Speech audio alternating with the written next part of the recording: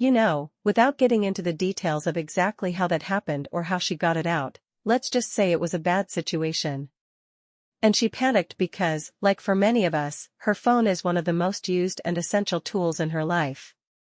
But, on the other hand, she had no idea how to fix it, because it's a completely mysterious black box. So, think about it, what would you do? What do you really understand about how your phone works? What are you willing to test or fix? For most people, the answer is nothing. In fact, one survey found that almost 80% of smartphone users in this country have never even replaced their phone batteries, and 25% didn't even know this was possible.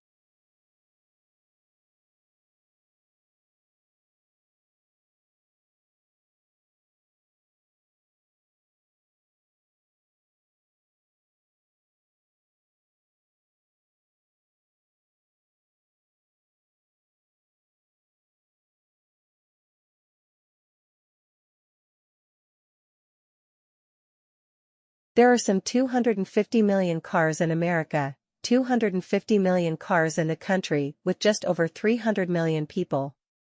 And most of those vehicles, of course, are gas-powered. This poses a huge challenge given the limited supplies of oil and the growing urgency of the global warming crisis. But there is good news, according to our guests today.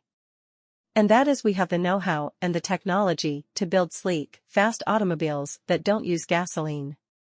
These vehicles of tomorrow are powered by hydrogen, electricity, biofuels, and digital technology. And they already exist, so what's stopping us from putting them on the roads? Our guests today will help answer that.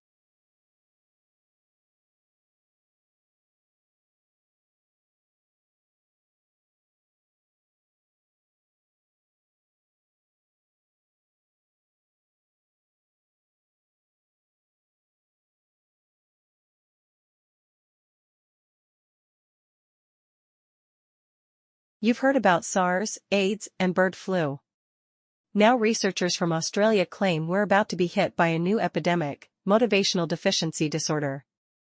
According to the British Medical Journal, 1 in 5 people are said to suffer from motivational deficiency disorder, or MODD, and most don't even know they have it. Symptoms include being unable to get out of bed in the morning, being trapped on the couch.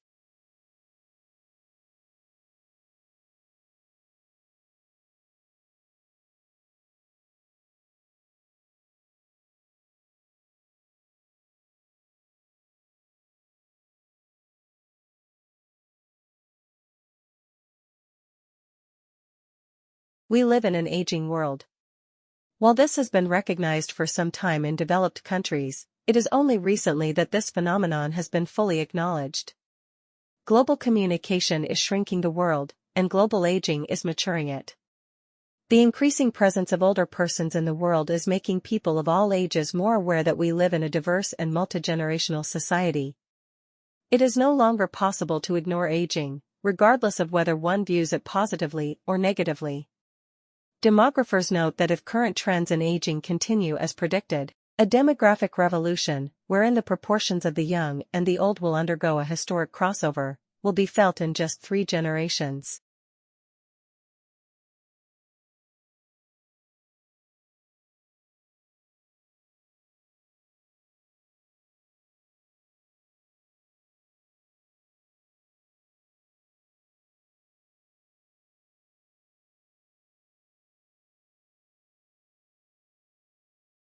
Squeeze the life out of their prey. But how does a boa know it's snuffed out a rat? The snake listens for a heartbeat. When it stops, that's the cue to let go. According to a study in the journal Biology Letters, researchers outfitted rat cadavers with artificial beating hearts. They used dead rats to control for other signs of passing, like muscle spasms. Then they warmed up the rats, set the hearts pumping, and dangled them in front of hungry boas. The snakes attacked, and as long as that rat heart kept thumping, the boas kept tightening their coils and applying bursts of pressure, sometimes for more than 20 minutes. But as soon as scientists killed the heartbeat, the boas loosened up. Even captive-born boas who'd never hunted live prey paid attention to the pulse, suggesting the behavior is innate. And for good reason. The authors say constriction takes a lot of energy. And it can be dangerous, say, if an enemy strikes while the snake's coiled around its quarry. But by following the telltale heart, boas can keep the pressure on just long enough. Before a relaxing meal. 7813.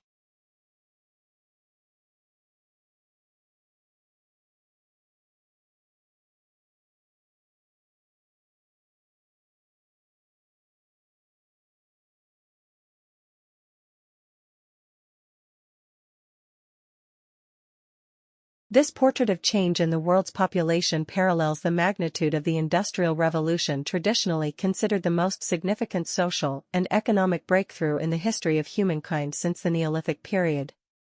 It marked the beginning of a sustained movement towards modern economic growth in much the same way that globalization is today marking an unprecedented and sustained movement toward a global culture. The demographic revolution, it is envisaged, will be at least as powerful.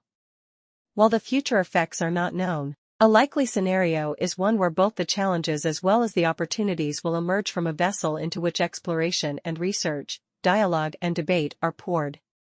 Challenges arise as social and economic structures try to adjust to the simultaneous phenomenon of diminishing young cohorts with rising older ones, and opportunities present themselves in the sheer number of older individuals and the vast resources societies stand to gain from their contribution.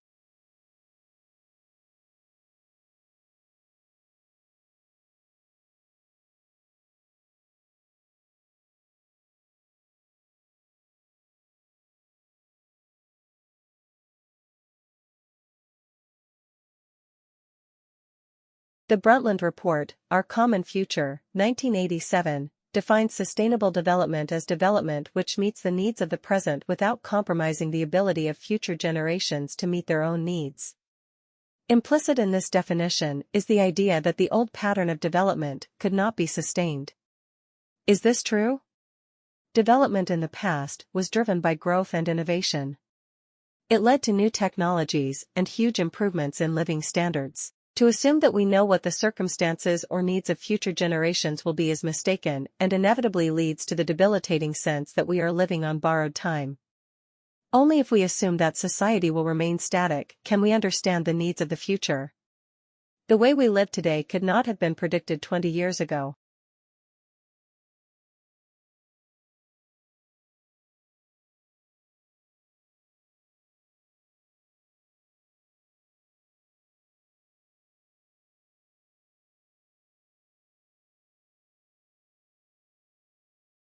These captives were later paraded through the streets of Barcelona and Seville when Columbus returned to Spain.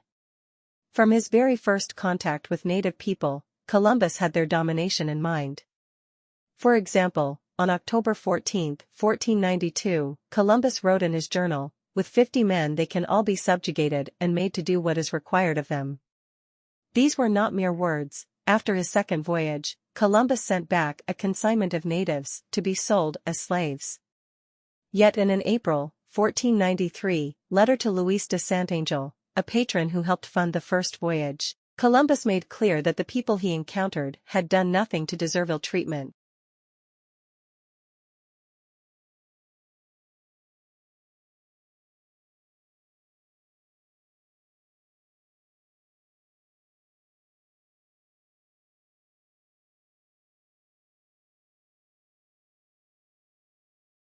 By living in close contact with humans, dogs have developed specific skills that enable them to interact and communicate effectively with people.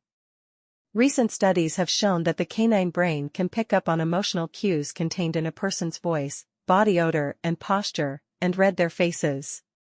In this study, the authors observed what happened when they presented photographs of the same two adults' faces, a man and a woman, to 26 feeding dogs. The images were placed strategically to the sides of the animal's line of sight, and the photos showed a human face expressing one of the 6 basic human emotions: anger, fear, happiness, sadness, surprise, disgust, or being neutral.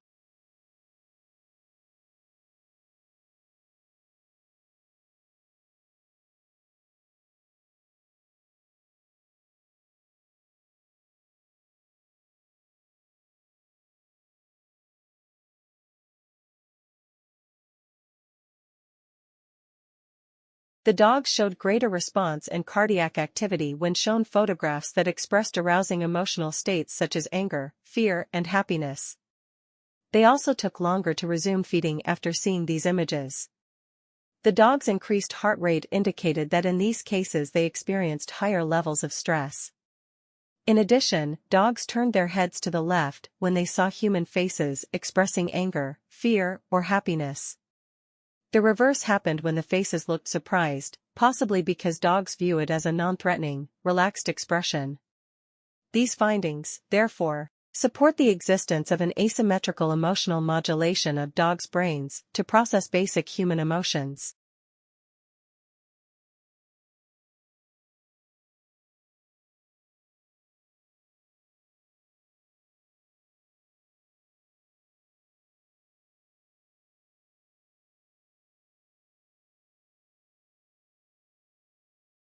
Negotiation is a common process in business to mainly solve business conflicts between both parties. Compromise is a basic negotiation state in which both parties give up something that they want in order to get something else they want more. Compromise usually occurs in unfair parties when there is a fixed pie to be divided up, and whatever on one side gets, the other side loses. In compromise situations, neither side gets all of what they really want, but they each make concessions in order to reach an agreement that is acceptable to both. Both parties usually can reach win-win concept through compromise. However, negotiation cannot resolve all the conflict if one party is unwilling to resolve the problem.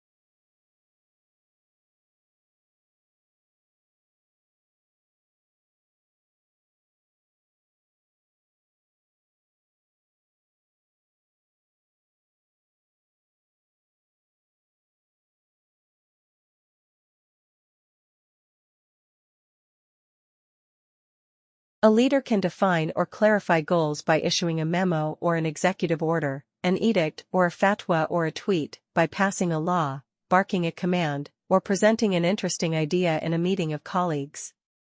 Leaders can mobilize people's energies in ways that range from subtle, quiet persuasion to the coercive threat or the use of deadly force. Sometimes a charismatic leader such as Martin Luther King Jr. can define goals and mobilize energies through rhetoric and the power of example. We can think of leadership as a spectrum, in terms of both visibility and the power the leader wields.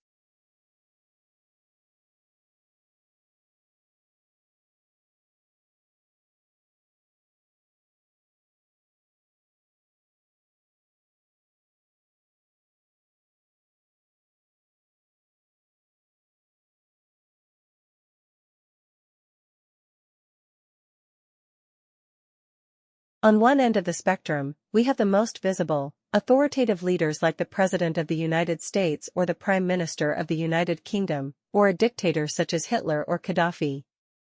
At the opposite end of the spectrum is casual, low-key leadership found in countless situations every day around the world, leadership that can make a significant difference to the individuals whose lives are touched by it. Over the centuries, the first kind, the out-in-front, authoritative leadership, has generally been exhibited by men. Some men in positions of great authority, including Nelson Mandela, have chosen a strategy of leading from behind. More often, however, top leaders have been quite visible in their exercise of power. Women, as well as some men, have provided casual, low-key leadership behind the scenes.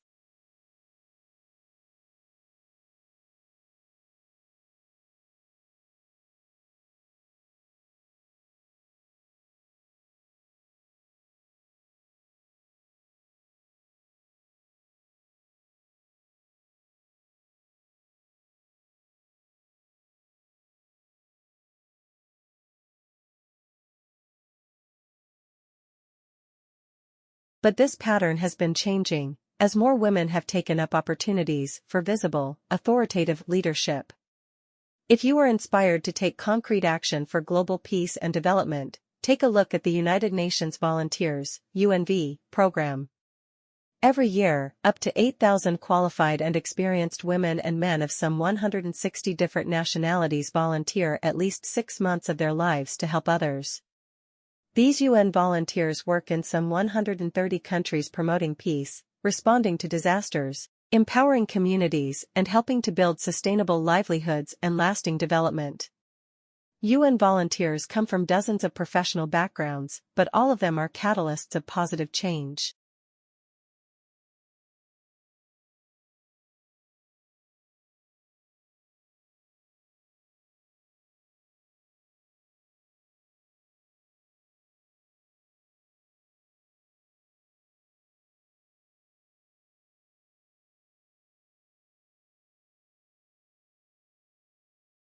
They are encouraged to be creative and entrepreneurial, and foster volunteerism for peace and development both within and beyond their assignments. They work at the heart of communities in partnership with governments, United Nations entities, and civil society. Being a UN volunteer is not a career. You are currently limited to 4 years of service, but it is rich with opportunities and experience and offers huge personal rewards. As a UN volunteer, you receive a Volunteer Living Allowance, VLA, which covers basic needs, housing, and utilities. Additionally, UNV will provide a settling-in grant, life, health, and permanent disability insurance, return airfares, and a nominal resettlement allowance.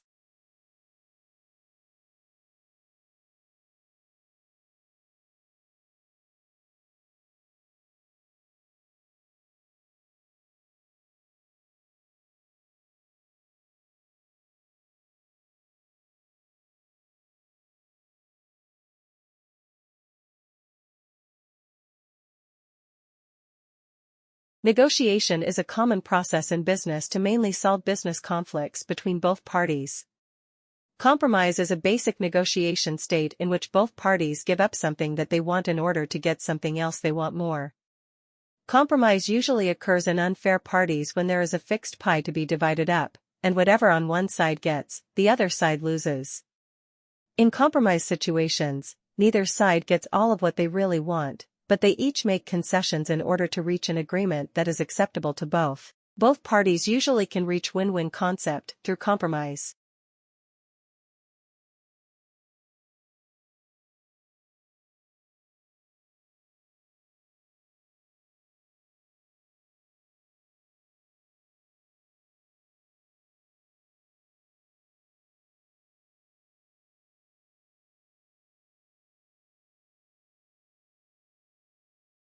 Tim Berners-Lee believes the internet can foster human understanding and even world peace.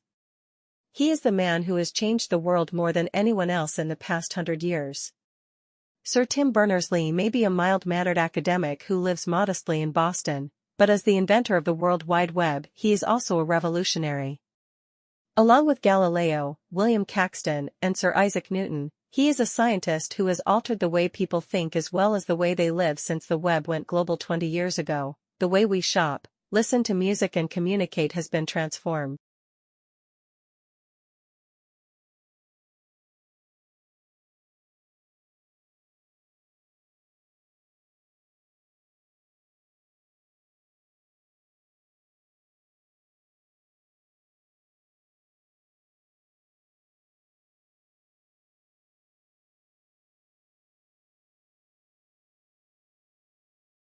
The computer scientist from Oxford, who built his own computer from a television screen and spare parts after he was banned from one of the university computers, is a cultural guru as much as a technological one. It is amazing how far we've come, he says. But you're always wondering what's the next crazy idea, and working to make sure the web stays one web and that the internet stays open. There isn't much time to sit back and reflect. We speak for more than an hour about everything from Facebook to fatwas, Wikipedia to Google.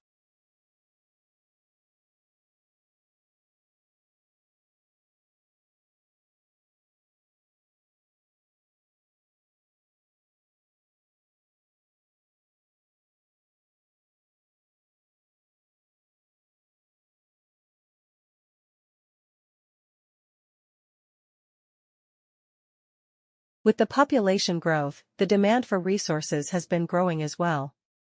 There is an expected increase in demand for various alternative resources, raw materials, timber for paper using, energy, materials. The increase of demand also happens in the non-renewable resource field, such as metal. The demand for petrol, diesel and crude oil is also huge to cope with the demand for manufacturing plastics. People should ensure natural world can still work well to earn the future well-being because the world population rises.